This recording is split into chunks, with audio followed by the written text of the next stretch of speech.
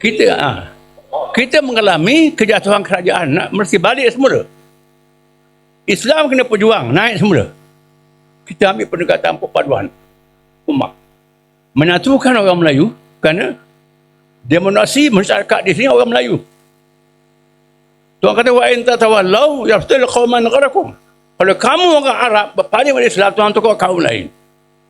Kalau kamu orang Melayu tak ikut Islam, Tuhan tukar kaum lain yang masuk Islam. Jadi macam tu. Sebab tu kerana Islam ni Arab, Turki, Kurdis, Melayu penuh kerajaan di sini. Sekarang ni orang Melayu lah, masih Islam lagi. Sebab tu kita mulakan perpaduan Melayu dan mengajak orang bukan Islam yang tidak ekstrim sama dengan kita.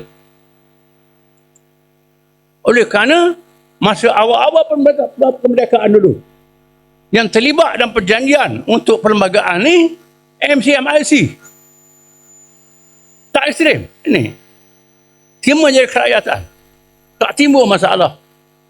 Dia tak setuju, memang dia tak setuju dengan Islam.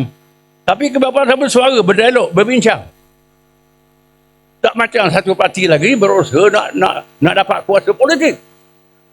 Ini tak boleh sebut nama lah. Ini tak boleh. Mesti orang Islam menguasai. Dan sebab itulah kita mengenai pendekatan perpaduan umat. Start dengan perpaduan orang Melayu.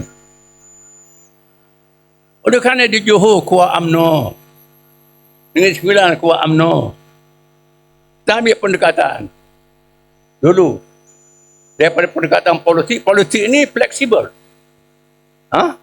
Kuat UMNO, kita nak halang PS dan gerombolannya menguasai politik. Kita tidak halang.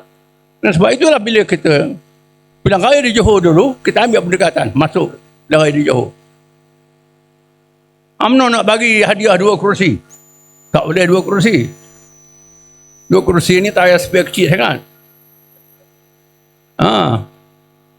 Kalau UMNO tak cukup, tak padan 2 kerusi, kena banyak lah, 11 lebih atas satu. Dia tak cukup, kita boleh tambah. Masa tu UMNO masih tu lagi. Nak bertanding semua, tak apalah, kita bertanding sebelah. Lepas tu kita kerahkan supaya orang Johor tepat PAS, undi PAS. Tepat tak ada PAS, undi UMNO, undi MC, undi MIC. Orang PAS pun pening. Macam mana ni? Biarlah dia pening. Tak apalah dia pening, ini politik. Alhamdulillah. Berharap orang balik mengundi di Johor. Mengundi barulah UMNO menang besar. UMNO besar. Kita kosong.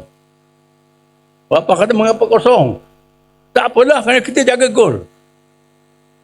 Kata macam Mesir lawan dengan Argentina, bukan? Pengadil tak betul. Sebabkan Mesir kalah. Ini pengadil tak betul. Pengadil salah guna. Ini sebab itu kita ambil sikap, orang PAS jaga kat pintu gol. Biar UMNO yang shoot gol di Johor tu. Akhirnya menanglah UMNO ya, kita kosong tak ada gol. Tapi tak apa. Yang pentingnya Melayu Islam menguasai politik. Ini dulu. Maka di Negeri Sembilan lain. Kita ambil pendekatan. Kita jadi penyerang. Sama. Ada wakil rakyat kita, ada SO kita. UMNO pada juga. Kita berjaya tewaskan DAP, tewaskan parti-parti yang bersama dengan dia. Ini Sembilan.